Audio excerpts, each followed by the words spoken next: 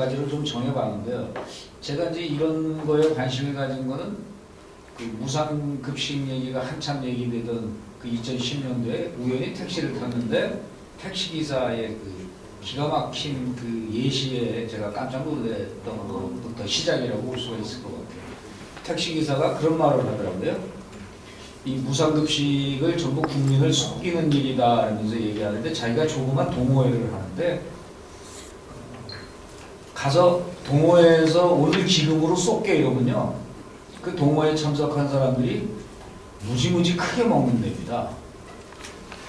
그러니까 굉장히 푸짐하게 먹고요. 오늘은 각자 부담 이러면 짜장면 이상을 시켜 먹지 않는다는 거예요. 이제 그 사례를 딱 들으면서 이제 정말 야, 이 택시 운전을 하시는 분이 정말 이 정확하게 표현을 하고 알고 계시는구나. 당시에 무상급식이 결국 국민들의 어떻게 보면 현혹하는 그런 말이었지 않습니까? 사실은 다 내가 부담해야 되는 것임에도 불구하고 마치 공짜인 것처럼 느껴서 내가 지금 막 써도 되는구나라는 그런 인식을 갖게 만들었던 것. 이제 그런 면에서 이 복지의 이 그 용어가 굉장히 왜곡되고 있구나. 뭐 다들 알지만 그래서 이 복지 분야의 정명에 관련된 연구를 그 좀 해달라는 말씀을 드리고 상당히 개인적으로도 관심이 있었는데 재미도 있었고요. 그래서 저는 좀 색다르게 여기 이제 우리 갖고 계시는 그 책자에 49페이지부터 간단하게 보겠는데 그래서 저는 좀 색다르게 앞부분에서 이제 역사나 정치 이런 것은 기본적으로 이념, 뭐 철학 이런 다양한 얘기가 좀 있겠습니다만 뭐 복지도 뭐 선택적 복지냐, 뭐 보편적 복지냐라는 그런 뭐 가치관 내지는 큰 틀에서 철학이라는 시각에서도 볼 수 있겠지만 정말 국민들하고 밀접한 관계에 있으니까 저는 그냥 그 국어 대사전 한번 찾아보자. 그 다음에 경제 용어 사전도 한번 찾아보자. 그리고 사회복지 용어 사전도 뭐 찾았는데 거기도 뭐 아주 일상적인 얘기라서요. 그래서 그 용어의 사용 현황 중에서 좀 문제가 되는 것들을 한번 추려서 봤고요.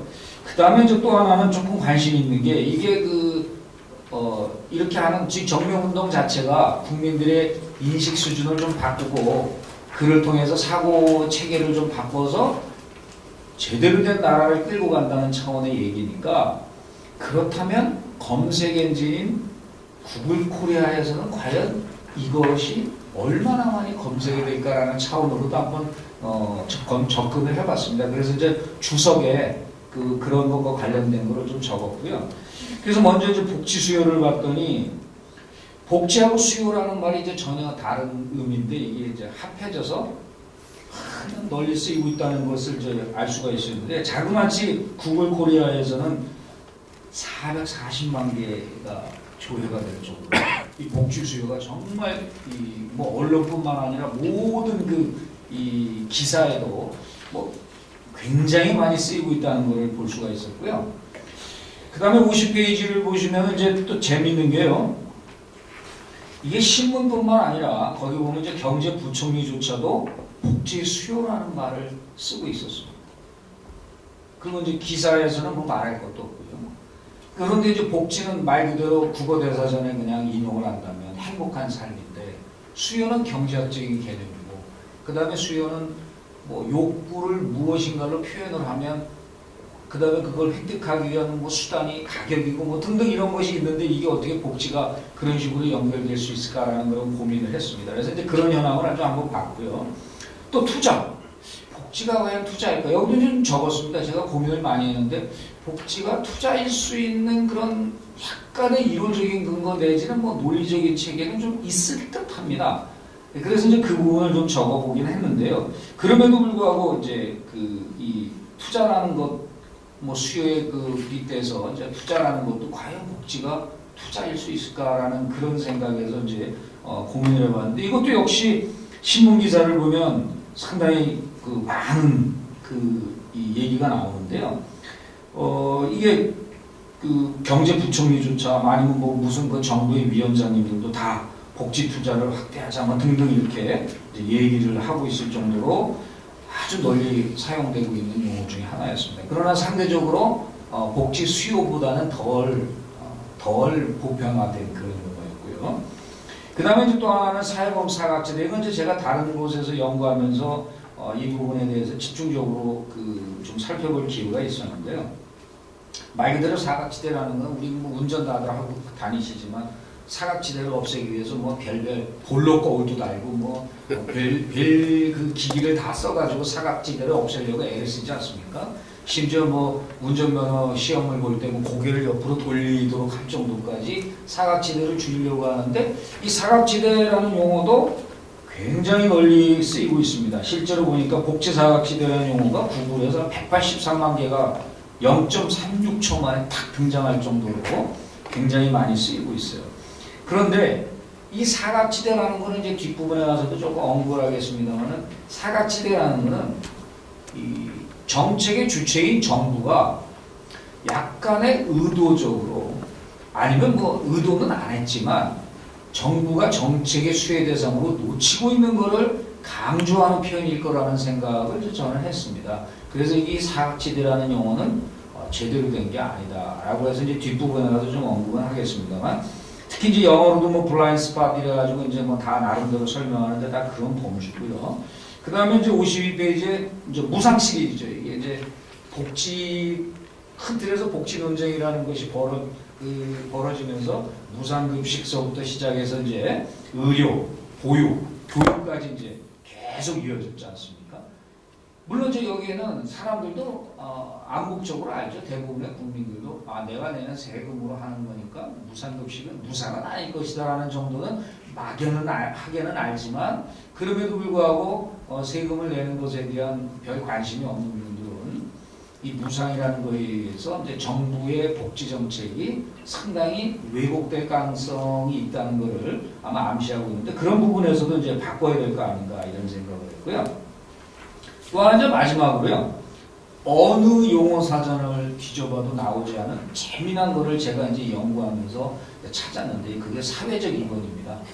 여기 현진문 소장님 쓰신 책에도 보니까 이제 사회적이라는 말에 대한 뭐 미신 이런 글이 있었고 그 다음에 또 오늘 또 앞에서 또 사회적이라는 말에 대해서 또 계속 말씀을 해주셨는데요.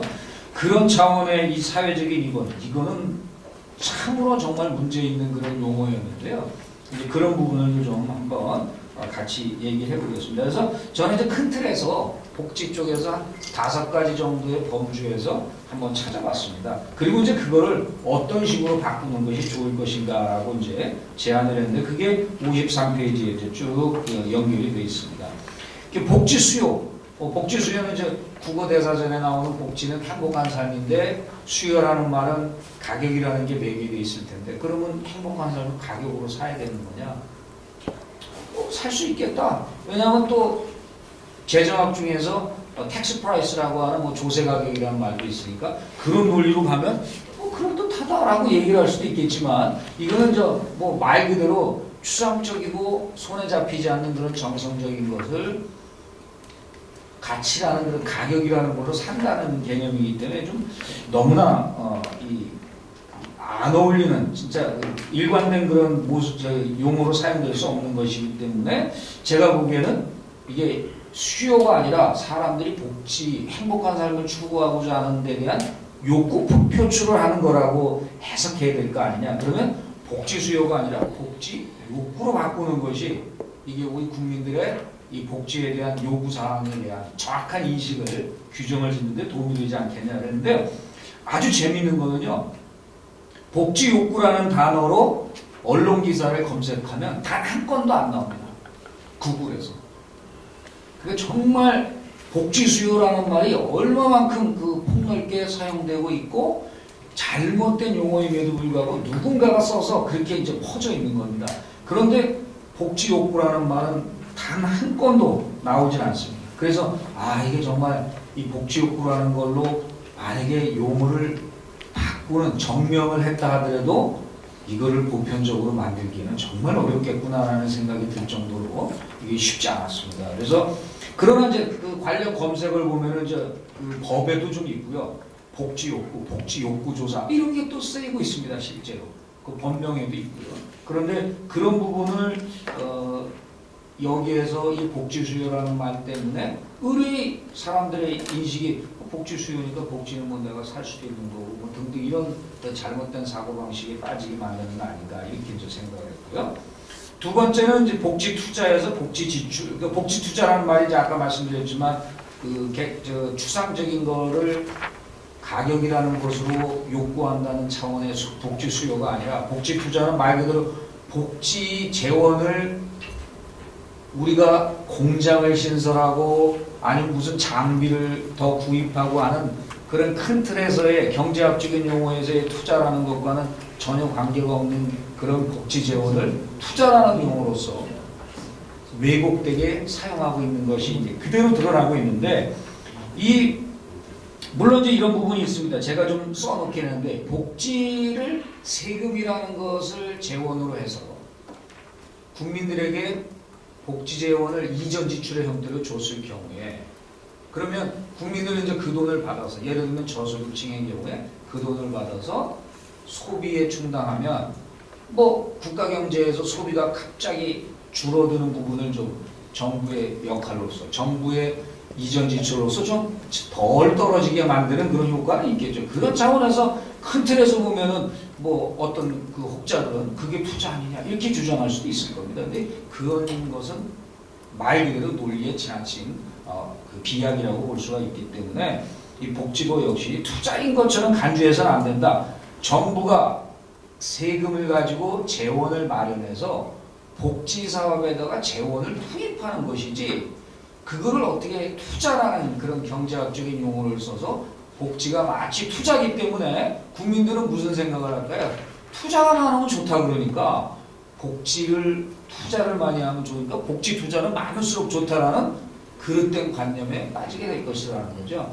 그래서 투자라는 말을 쓰지 않고 복지 재원 투입 내지는 복지 지출이라는 말을 쓸 경우에는 이게 내가 복지 사업의 혜택을 받는 수혜자라 할지라도 이것이 엄연히 세금이라는 곳에서 나오는 거라는 것을 미루어 짐작하게 될 것이라는 거죠. 그래야지만이 인식이 바뀔 것이고 그래야지 또 우리나라 복지 정책이 좀 제대로 갈 것이다라는 생각에서 복지 투자라는 말도 복지 지출이나 재원 투입으로 바꿔야 될 것이다라는 그런 생각을 해서 이제 적어봤고요. 근데 아주 그 특징적인 게 그 54페이지 하단에 보면 연금, 의료, 복지, 투입, 재원 이래가지고 일부는 좀 제대로 사용하고 있는 그런 언론 기사들도 좀 눈에 띄었습니다. 그래서 요거는 이제 그 아예 복지 투자라는 말을 복지 재원 투입이라든가 복지 지출로 바꿀 수 있는 여지가 복지 수요보다는 훨씬 더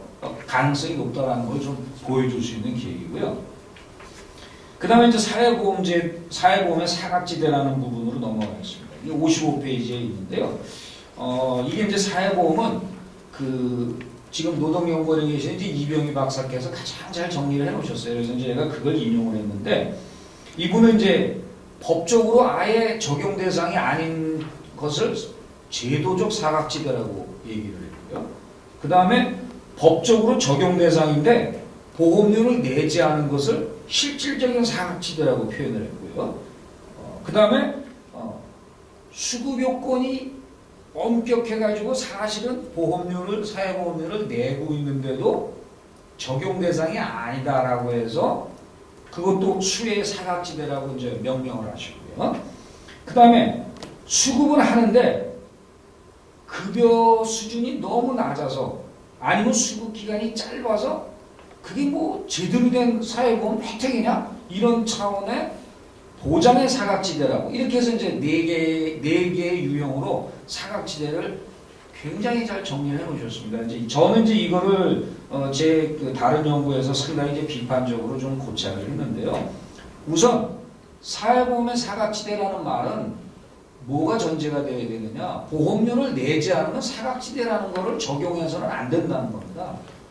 보험료를 내지 않고 다시 말하면 보험이라고 하는 기여 원칙이 아주 보편적이고 당연한 그런 원리임에도 불구하고 보험료를 내지 않고 내가 혜택을 받아야 된다라고 주장하는 것 자체는 어불성설이다. 그거는 사회보험의 네 가지 기본 원리에 절대적으로 위배되는 것이고 충족될 수도 없는 겁니다. 그럼에도 불구하고 다양한 그 사례 네 가지 이제 뭐 대표적으로 이론적으로 그렇게 구분하는 네 가지 그 사각지대도 마치 그런 거와 관계없이 정부가 정책을 펴매도 특히 사회보험을 제도적으로 구축하고 법률로 제정해서 실행하고 있음에도 불구하고 그것이 실제로 배제되고 있다는 것을 강조한다는 차원의 사각지대라는 용어를 쓰는 것은 좀 문제가 있지 않느냐라는 그런 생각에서 사각지대라는 말을 사용해서는 안 된다. 특히 이제 그 우리가 많이 들고 있는 저 민간보험들 있지 않습니까? 특히 수혜의 사각지대 같은 경우에는 민간보험 약관에 보면요. 보상하지 아니하는 손해가 있습니다. 지금 면책 조항이 있습니다. 다시 얘기하면요. 태풍과 같은 자연재해라든가 전쟁 이런 것들은요. 보험의 보상 대상이 되지 않습니다. 그것까지 보험으로 보상을 해주려면요. 보험료가 무지무지 비쌉니다. 실제로 특약은 있습니다. 전쟁이나 뭐 자연재해 특약 같은 건 있습니다. 그거 별도로 보험료를 내야 됩니다. 근데 그럼에도 불구하고 보험료를 내지 않은 상황에서 마치 내가 사각지대에 속해 있다라는 그런 인식을 주는 현재의 사회보험 사각지대라는 용어 정의들 이것은 분명히 문제가 있다는 것이죠.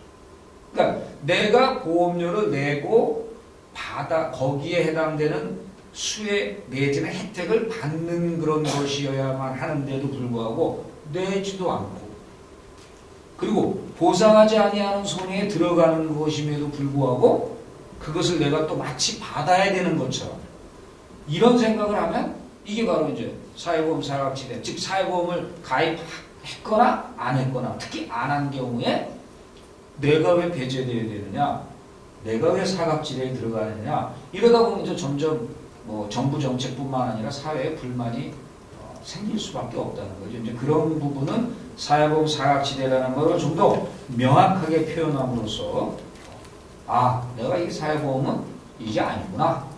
내가 보험료를 내야만 하는구나. 라는 그런 인식을 주려면 저는 이제 그 용어 대신에 사회보험 미적용지대 아니면 해당자라면 사회보험 미적용자 또는 적용제외자 이렇게 해서 명확하게 표현하는 것이 필요하다라고 이제 그렇게 용어를 바꿨으면 좋겠다. 다른 용어로. 그 다음에 이제 57페이지에 이 무상 시리즈 이거는요. 뭐 다들 알고 계시는 내용이고 너무나 뭐 용어를 당연히 이렇게 바꿔야 된다는 건 뭐 모든 국민들도 다 알고 계시리라는 생각을 합니다. 당연히 국가 또는 정부 내지는 세금이 들어가야 된다. 자, 무상급식 뭘로 줄 겁니까? 세금으로 주는 겁니다. 그러면 세금 급식이어야 되죠. 그럼 너무 또 진솔한 것 같으니까 좀 어떻게 보면 굉장히 저는 좀 적극적인 표현이라고 생각을 했는데 세금 급식이 어떻게 보면 가장 어울리는 말이죠. 세금으로 낸 돈으로 다시 급식이라는 형태로 돌려받는다는 차원에서 국민들의 인식 내지는 의식 수준을 바꾸려면 세금 급식이 돼야 되는 그런 적극적인 표현이 있어야 되는 거지만 좀 그게 좀 거실이라면 국가라는 말을 넣는 것이 어떻게 하냐. 그래서 국가급식, 가정급식에 대비해서 국가급식. 그러면 국가가 나를 위해서, 우리 아이들을 위해서 세금으로 한 단계가 더 나갈 수 있다는 거죠. 무상, 계속 무상이라고 얘기하다 보면 정말 공짜네. 뭐 돈도 안 나가고 좋죠. 세상에 공짜 싫어하는 사람 없으니까. 그래서 그런 말을 국가나 정부 또는 세금이라는 접도를 붙여서 국가급식, 무료, 무상급식은, 그죠? 그 다음에 보육은 국가보육. 그 다음에 또 교육은, 이건 이제 교육은 의무교육이라는 말이 이제 워낙 널리 쓰이니까 의무교육 내지 뭐 국가 뭐 제공교육 아니면 뭐 세금교육 이거는 좀 어울리진 않을 것 같아서 저는 그냥 무상교육은 현재와 같이 그냥 의무교육이라고 하는 거 국민들이 다들 알고 있는 내용이니까 이건 뭐 굳이 바꾸려고 할 필요 없다라는 생각을 했고요. 그 다음에 이제 무상의료는 국가보장의료. 그냥 국가의료라는 말은 좀 이상하니까요. 국가에서 적절한 재원을 가지고, 그러니까 보험료라는 재원을 가지고 보장해주는 의료니까 국가보장의료다. 이렇게 표현을 하는 게 정확한 표현이 아닌가 이렇게 생각을 했고요. 무상보육도 국가보육, 뭐 정부보육 아니면 국가지원보육이라는 말로 하는 것이 어떠냐라는 건데 이제 여기서 저는 조금 고민에 빠졌던 것은 국가, 무상급식에서 국가급식이라고 하면 뭐 느낌은 딱 오는데 실제 국가는 일반적인 국민들은 국가는 중앙정부를 연상하는 가능성이 높으니까 이 대부분의 무상급식의 재원은 뭐 그 돈이 주머니 돈이 쌈짓돈이긴 합니다만은 그래도 지방정부 재원에서 교육청 예산하고 합쳐서 지원을 해주는 거니까 이게 정부급식이라는 말이 조금 더 낫지 않을까 이런 걸 한번 고민을 한번 해봤습니다. 그래서 그건 이제 주석에다가 좀 달아놨고요. 그 다음에 이제 마지막으로 그 사회적인 입원 이게 그 우리나라에만 있는 아주 신조어입니다. 그래서 제가 이거를요 누가 맨 처음에 썼는지를 한번 찾아보려고 무던히 애를 썼는데 못 찾았습니다. 어느 분이 이거를 맨 처음에 썼는지 이게 아주 재밌습니다. 이 이유가 뭐냐면 그 불편 정도가 아주 심하지 않고 돌봐준 가족이 없는 사람들이 요양병원에 그냥 입원을 해서요 거기다 주민등록을 옮깁니다. 그래 놓고서 거기가 집이에요. 그럼 이제 이해관계가 딱 맞아 떨어집니다. 뭐냐면 가족은 내가 이분을 챙길 수 있는 능력, 여건이 안 되기 때문에 좋고 그리고 본인은 가족한테 시달림 받거나 뭐 밥 먹는 걱정 없어서 좋고 그리고 또 요양병원은 더 좋습니다. 환자가 늘 차 있으니까 보험공단에 청구만 하면 언제든지 돈이 나옵니다. 의료적인 처치가 거의 없음에도 불구하고 정기적으로 청구해서 돈을 받습니다. 그런데 또 요양병원은요 만약에 이분들을 규정에 근거해서 내쫓으면 이분들이 악송을 퍼뜨리고 다닐 것에 대한 두려움 때문에 감히 그렇게 못하신다고 합니다. 현상에 따르면. 그래서 이런 그 사회적인 입원이 입원한 병원이 집이 되는 현상. 어떻게 보면 그 저소득층이나 이제 그 우리들 그냥 그 일반적인 용어로 집도 절도 없는 분들이 적절한 시설에서 제대로 대접을 받으면서 사는 것이라고 한다면 좋겠죠. 근데 그게 복지시설 내지는 또 다른 시설, 그러니까 정상적인 그 정부의 제도에 의해서 보장된 시설에 의해서 그런 일이 이루어져야 되는데 이거는 병원에서 의료적 처치도 없는데 집하고 동일하게 일어나고 있다는 것을 일명 사회적인 입원이라는 미명하에 덮고 있는 겁니다. 그래서 상당히 문제가 많습니다. 이 부분이. 그래서 이거를 사회적인 입원 이러면 누구한테라도 물어봐도 그게 뭡니까? 다 묻습니다. 그게 뭡니까? 그러니까 이걸 바꾸려면 국민들에게 제대로 된 사고방식을 가지게 하려면 저는 이게 사회적인 입원이라는 용어는 다르게 바꿔야 된다. 예를 들면 요양병원, 무연고 거주 또는 좀 더 부당한 입원이라는 걸 강조하기 위해서는 부당한 요양병원 거주 아니면 아예 직설적으로 부당 또는 불법 거주 이렇게 해서 조금 더 이 현상이 뭐를 나타내 주는 거라는 거를 좀 명확하게 드러내는 그런 용어가 돼야 될 거라고 생각을 합니다. 제가 이제 많지 않지만 한 6가지 정도의 이 복지와 관련된 그런 용어 중에서 많은 혼란이 이루어지고 있는 그런 몇 가지 용어를 이제 말씀드린 대로 정리를 해봤습니다. 근데 저는 일단은 제가 조금 의문을 많이 갖고 있는 게 네이밍 내지는 워딩이라는 게 상당히 중요하다는 건 알고 있습니다. 근데 이걸 읽다 보니까 어떤 느낌이 드냐면은 역시 문제는 싸움은 논리와 내용의 싸움이구나. 네이밍보다는 그런 느낌이 많이 들고요. 그래서 이거를 네이밍을 바꾼다고 해서 얼마나 효과가 있을까 하는 의문이 일단 듭니다. 그리고 특히 이제 복지 관련해서는 상당히 어려운 것 같아요. 임명희 교수님 국어사전 갖고 이렇게 말씀을 하셨잖아요. 복지라는 것은 행복한 삶이다. 근데 이런 식으로 시작을 하게 되면은 좀 문제가 생길 수가 있다는 생각이 듭니다. 왜냐하면은 복지라는 게 행복한 삶이다 그러면은 뭐 헌법에 나와 있는지 제가 정확하게 모르겠습니다만 모든 국민의 행복을 추구할 권리가 있다. 그러면 이건 행복을 추구할 권리가 있으면은 복지라는 건 일종의 권리가 되거든요. 그렇게 되면 이게 보통 복지를 권리라고 얘기한다고 하면은 이거는 일반적으로 보편적 복지를 얘기하는 겁니다. 그러니까 우리가 복지의 데피니션부터 좀 정확하게 해야 되겠다. 복지라는 게 뭔가? 복지라는 건 이제 제가 생각하기에는 뭐 취약계층이라든가 저소득층이라든가 아니면 근로무능력자에 대해서 최소한의 삶을 보장하도록 하는 것이 복지라고 할 수가 있고요. 그걸 정부가 할 수도 있고 민간이 할 수도 있다는 말이죠.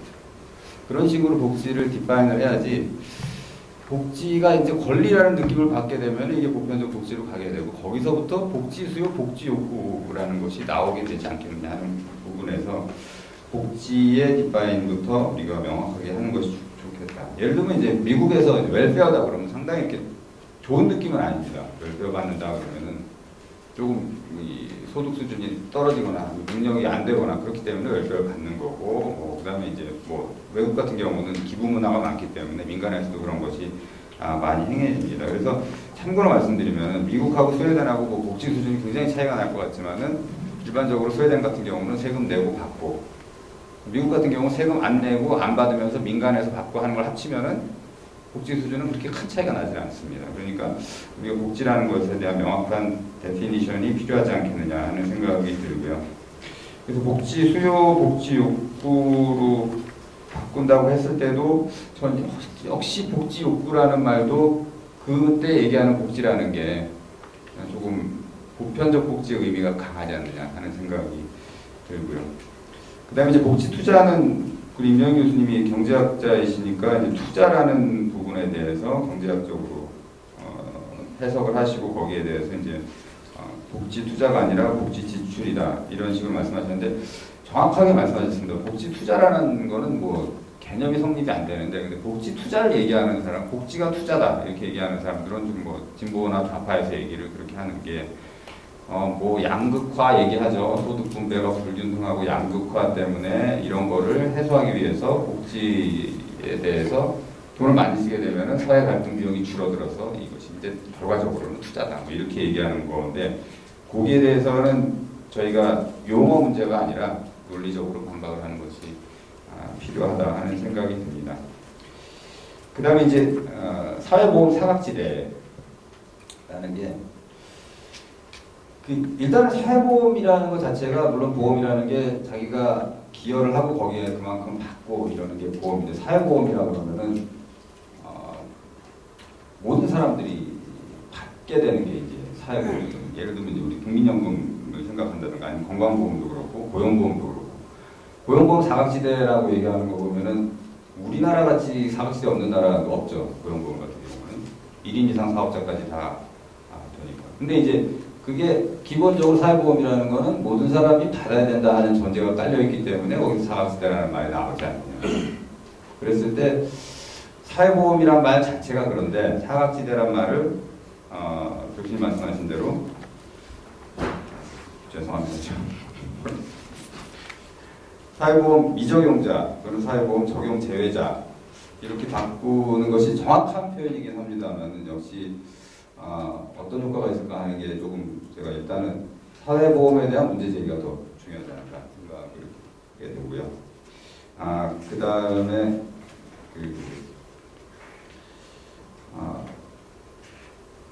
무상급식, 저희가 얘기하는 무상급식, 무상교육, 무상보육, 무상의료, 무상 시리즈가 계속 나오는데 이게 뭐 아시는 분들은 다 아시지만 무상이 아니라는 거는 다 아시지만은 사실 근데 받는 사람 입장에서 보면은 무상입니다. 자기가 세금을 내긴 하지만 받을 때는 무상이거든요. 요거를 이제 정부급식 내지는 정부보육 이런 식으로 용어를 바꾼다고 했을 때 물론 정확한 표현이긴 합니다만은 받는 사람 입장에서는 어떨까? 그러니까 받는 사람의 입장에서는 무슨 문제가 생기냐면 이거는 내가 세금을 내야만이 받을 수가 있고 더 많은 사람이 세금을 내야만이 받을 수가 있고 그 세금을 냈을 때 어떤 결과가 나타나는가? 그러니까 무상교육, 무상급식을 받기 위해서 우리가 결과적으로 어떤 경제적인, 부정적인 효과가 있느냐 하는 것은 역시 이것도 논리 싸움이고 내용 싸움이다 하는 생각이 들어서 이게 정명만 가지고는 좀 부족한 부분이 아닌가 이렇게 생각을 합니다. 그래서 사회적 입원이란 말은 저도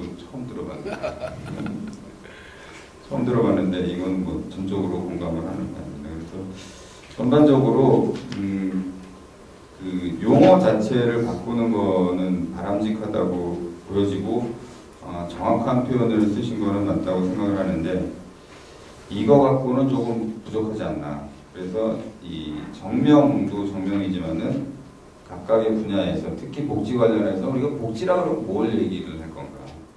기본적으로 복지는 만약에 정부에서 제공을 한다 그러면은 저는 기본적으로 근로무능력자에 대해서 한정해서 정부에서 제공하는 서비스라고 이렇게 해석을 해야 된다고 보고요. 그런 관점에서 일단은 그 데피니션을 정확하게 하고 싸움을 해나가야, 싸움이란 말은 참 죄송합니다만은 해나가야 되지 않을까 이렇게 생각을 합니다. 이상입니다. 감사합니다. 복지라는 용어가 원래 순수성을 잃게 된 것 같아요. 그러니까 복지라는 게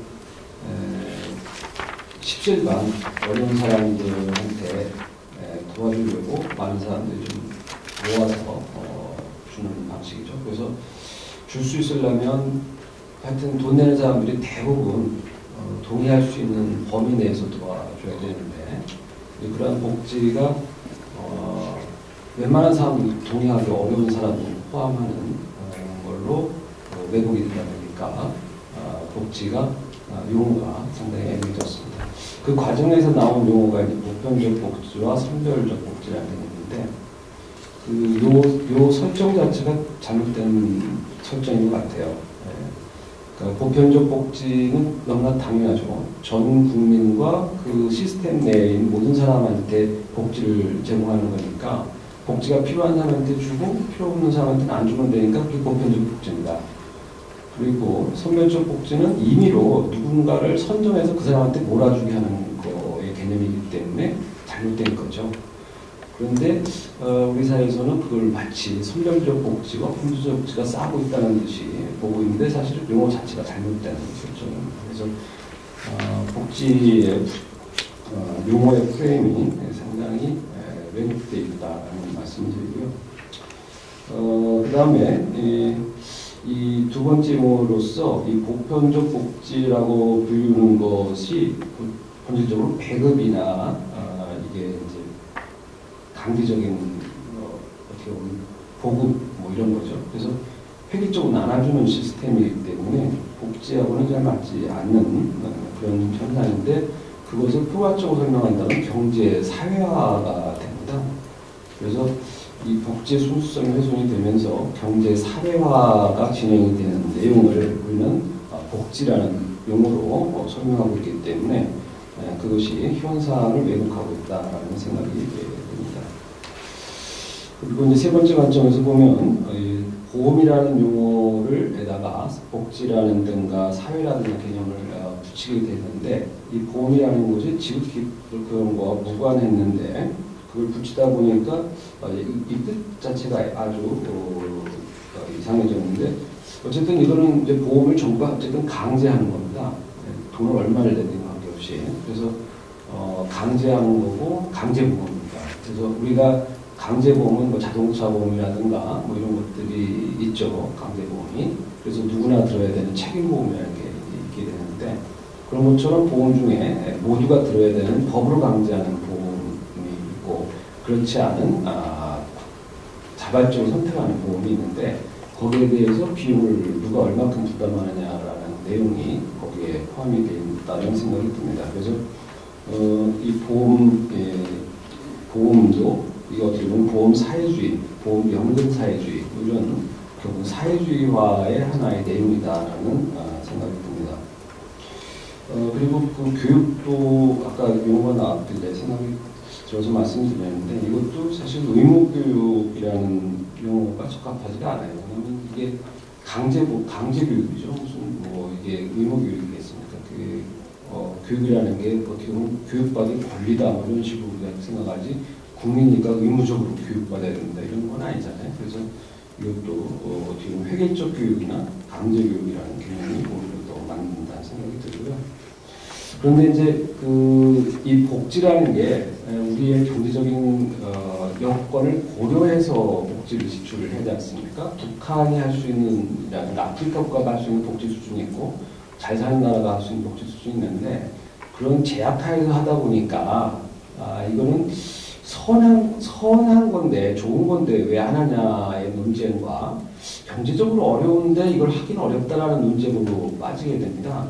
그래서 경제 이슈가 늘 그런 함정에 빠지는데 효율과 도덕의 싸움이 돼버려요. 그러다 보면 정치적인 프레임에서는 도덕이라든가 명분이 이 효율이라든가 경제 여건을 보다는 항상 상위 개념을 들어가게 됩니다. 그래서 정치 싸움에서 경제 좀 조금 어려우니까 양보합시다. 이런 비굴한 자세로 항상 임하게 되고 그렇게 되면 이런 프레임에서는 이길 수가 없죠.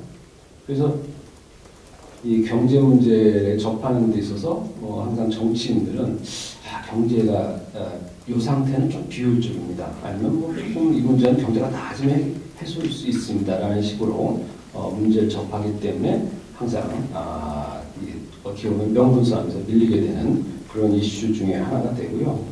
그래서 이 복지 문제는 경제가 어렵거나 돈이 충분하지 않아서가 아니라 도덕적으로도 보편적 복지라고 불리는 계급이 잘못됐고 도덕적으로 타락하는 부정부패를 가져오는 시스템이기 때문에 그것이 나쁘고 그래서 해서는 안 된다라는 명분을 갖고서 싸워야지 경제적으로 어려우니까 복지는 좀 나중에 합시다라는 프레임으로 싸우게 되면 이길 수가 없는 그런 게임이다라는 말씀을 드립니다. 그래서 언어가 다소 겸손한 건 좋습니다만 이런 것들 자체가 정확하게 표현되지 않으면 그런 것의 언어의 전선이 상당히 망가질 수 있다고 생각이 되고요.